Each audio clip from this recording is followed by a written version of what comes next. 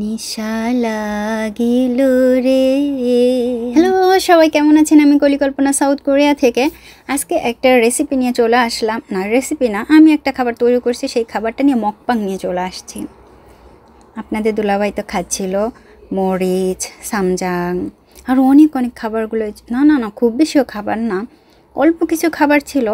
তারপরও চলে আসলাম আপনাদের সঙ্গে একটু শেয়ার করার জন্য যে আজকের বিকেলে, জাস্ট আজকের বিকেলে আপনাদের দুলাভাইকে আমি কি তৈরি করে দিলাম। সরিষা এই স্যুপটা আপনাদেরকে দেখাই। এটা আমি এখনও রেসিপিটা শেয়ার করি নাই। কি সুন্দর না? কোরিয়ার দুবু থুপু মিয়ককুক, সখোগি মিয়ককুক, দুবু দেওয়া মানে থুপু দেওয়া, খুব মজার। এটা মাছ ভাজা করছি, তেল ভরে গেছে দেখেন। এবার তেল, এই যে ডাল টমেটো করতেছি, এত পাতলা রাখবো না, আরো ঘন করে ফেলবো। প্রথমে অল্প দেবো, ছিটে তো।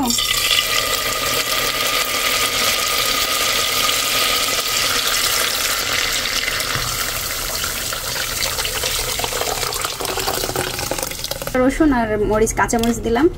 আজকে আর দেবো না, শুকনা মরিচ দেবো না। শুকনা মরিচ তেলে দিলে আরো ভালো লাগতো, আজকে দিব না। হলুদটা দিয়ে দিলাম, স্বাদ মতো লবণ। দারুণ হয়েছে, আরো জাল হবে। ফাইনালি এই যে হচ্ছে ডাল, দেখেন নিচটা একটু ঘুটায় দিই। এইরকম ঘন হবে, বুঝছেন? এই যে নিচে এরকম ঘন থাকবে, পড়ে থাকবে। ডাল টমেটো সরিষা দিয়ে বা জিরা ফোড়ন দিলে পরে, বাগার দিলে পরে আস্তে আস্তে এই যে রসুন থাকবে। পচার অনেক পছন্দের এই ডাল। এইটা হয়ে গেছে, এখন জাল নিবাই দেবো, চুলাটাও পরিষ্কার করব। আর যাই হোক, প্রতিদিন কিন্তু একটা কাজই করতে হয়। এই যে রান্নার পরে কিন্তু গ্যাস রেঞ্জে মানে গ্যাসের চুলার চারপাশে পরিষ্কার করা, পাশের এইগুলোও কিন্তু একটু পরিষ্কার করে দেওয়া, মুছে টুছে দেওয়া। তো এই কাজটা তো করতে হবে। তো আপনাদের দুলাভাইকে ভাত টাত খাইতে দিয়ে তারপরে আমি কাজটা করেছিলাম। কোরিয়ার মিয়কুকের ভেতরে দুবু বা থুপু দেওয়া অনেকেই আজকে প্রথম দেখতে পারেন, কিন্তু আমি কুকটা এক জায়গায় খেয়েছিলাম।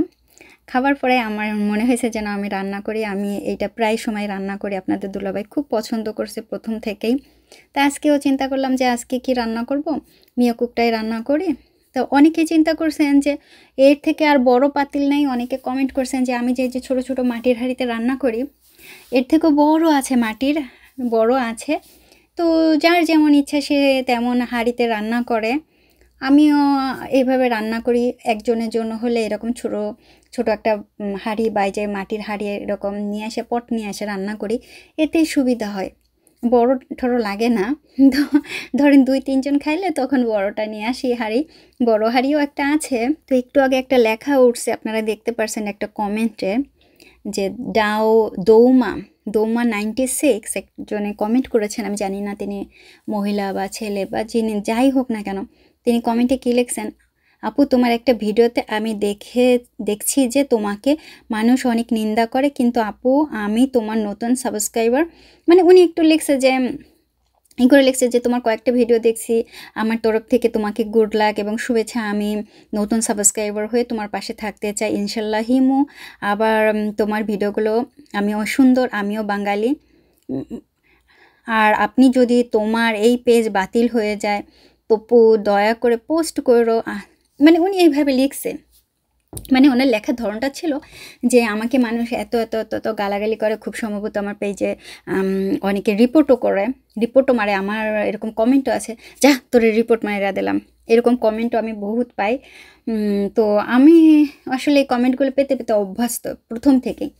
আমাকে অনেক আগে আমি একটা করেছিলাম ধর্ম সম্পর্ক নিয়ে, যে অনেকে জানার পর চলে যায় যে তোর ভিডিও আর দেখবো না, এরকম কমেন্ট আমি অনেক পেয়েছি।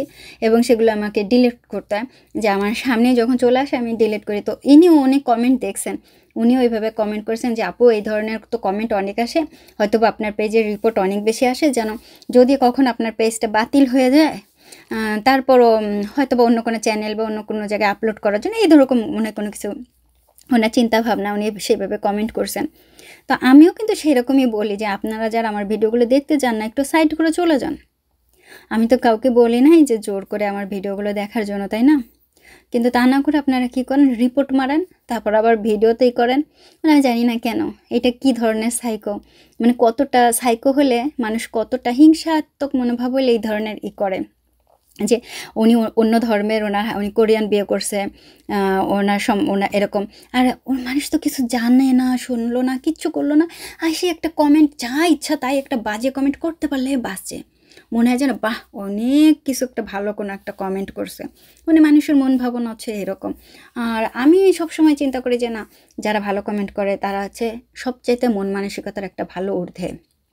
আর তারপরও যারা আমার ভিডিওগুলো দেখেন, আমাকে যারা লাইক কমেন্ট করেন, ভালো ভালো কমেন্ট করেন, আমি তাদের কাছে সত্যি অনেক অনেক অনেক বেশি কৃতজ্ঞ, অনেক বেশি কৃতজ্ঞ। হচ্ছে আপনারা যে ভালোবাসা দিচ্ছেন, আমি আসলে আপনাদের কাছে অনেক বেশি কৃতজ্ঞ। যদিও আপনারা করেন যে আসলে কোরিয়াতে বসবাসের জন্য, বা এই যে আমি যে ভিডিও করি বা ইউটিউবে ভ্লগ করি, এটা আমার অনেক বেশি সময়টা ভালো কাটে, কিন্তু আপনারা অনেকে করেন, অনেকেই করে যা উনি তো অন্য ধর্মের, ওনার হাজব্যান্ড ও আমাদের মানে যারা করেন এরকম, তা অনেকে আছেন এরকম। একজন তো আজকে কমেন্ট করেছেন, আপনি সালাম না দিলে আপনার পেজের ভিডিওই দেখবো না। ভাইয়া আপুরা, আপনারা এই ধরনের কমেন্ট করবেন না, আমি আপনাদেরকে অত্যন্ত সম্মান করি। আপনারা কাউকে জোর করে কখনো কোনো কিছু আদায় করার চেষ্টা করবেন না, আমি আপনাদেরকে অত্যন্ত সম্মান করি এবং অত্যন্ত ভালোবাসি। আর আমি চাইবো যে এই ধরনের কমেন্টটা না করে ভালো কমেন্ট করেন, যদি পারেন তো ভালো কমেন্ট করেন, আর যদি না পারেন একটু সাইড করে চলে যান। আপনাকে তো আমি জোর করতেছি না যে আমার ভিডিওগুলো দেখবেন, আমাকে এসে লাইক কমেন্ট করবেন। প্রত্যেকটা ব্লগার কিন্তু বলে এই লাইক করবেন, শেয়ার করবেন, সাবস্ক্রাইব করবেন, প্রত্যেকে এসেই বলে। কিন্তু আমার প্রথম থেকে আজকে পর্যন্ত শেষ, আজকে এই পর্যন্ত আমার কোনো ভিডিওতে আপনি গিয়ে পাবেন না যে আমার ভিডিও দেখার জন্য আমি রিকোয়েস্ট করতেছি, আমার ভিডিও লাইক করার জন্য, সাবস্ক্রাইব করার জন্য আমি অনুরোধ করতেছি। কোনো জায়গাতে একটা ভিডিও খুঁজে পাবেন। আমি প্রথম থেকে শেষ পর্যন্ত একটাই ছিল, যারা দেখবেন তারা তাদের ইচ্ছা মতোই দেখবেন, যারা সাবস্ক্রাইব করবেন তারা তাদের ইচ্ছা মতো সাবস্ক্রাইব করবেন। যদি ভালো লাগে তাহলে দেখবেন, আর যদি ভালো না লাগে প্লিজ একটু পাশ কাটায় যাবেন। আমি এই রিকোয়েস্টটা সবসময় করেছি এবং এখনও আমার কাছে এই রিকোয়েস্টটা সবসময় থাকবে, কারণ ভালোবাসা কিন্তু জোর করে আদায় করা যায় না। আপনারা যে ভালোবাসা আমাকে দিয়েছেন আমি তার জন্য কৃতজ্ঞ। আপনাদের দুলাভাই অনেক মজা করে খায়, আমি যত কিছুই রান্না করি না কেন আমার রান্নার হাত অত্যন্ত ভালো। আমি যেটা বলি, আপনাদের দুলাভাই যেটা বলে আপনারাও অনেকে বলেন, আর অনেকে করেন যে এই কী রান্না করে হ্যান ত্যান এরকম। তো আমি সত্যি ভালো রান্না করি, বাংলাদেশের রান্নাটাও বেশ ভালো পারি। সব রান্না পারি না বাংলাদেশের, কিন্তু যে কয়টা পারি সেই কয়টাই পচাকে কইরা খাওয়াই যেভাবে পারি। আর কোরিয়ান রান্নাগুলোও বেশ ভালো পারি, কিন্তু সময়ের অভাবে এডিটিং করে করে আপলোড করতে আমার অনেক বেশি কষ্ট হয়, অনেক বেশি সময় যায়, কারণ রান্নাবান্না করতেই তো অনেকটা সময় চলে যায়। তারপরে যখন এডিটিং করতে বসি তখন বলতে বলতে না, এডিটিং করতে করতে আমার ঘুম চলে আসে। বিশ্বাস করবেন না, আমি ইদানিং প্রায় সময়ই হাতে মোবাইল নিয়ে ওই এডিটিং করতে করতে আমি ওই বিছনার পাশে ঘুমাই গেছি। আপনাদের দুলাভাই এসে আমাকে বলছে, ঘুমাচ্ছ তো তুমি একটু ঠিক হয়ে ঘুমাও, মানে আমি কাঁইত কুইত হইয়া ঘুমাই পড়ছি, বুঝছেন। আপনাদের দুলাভাই এসে আমাকে বলে তুমি একটু সুন্দর করে ঘুমাও, একটু একটু ঠিক করে ঘুমাও, মানে তোমার তো শেষে ঘাড় ঠাড় ব্যথা হয়ে যাবে।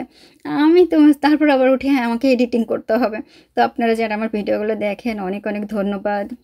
আপনারা ভালো থাকবেন, সুস্থ থাকবেন।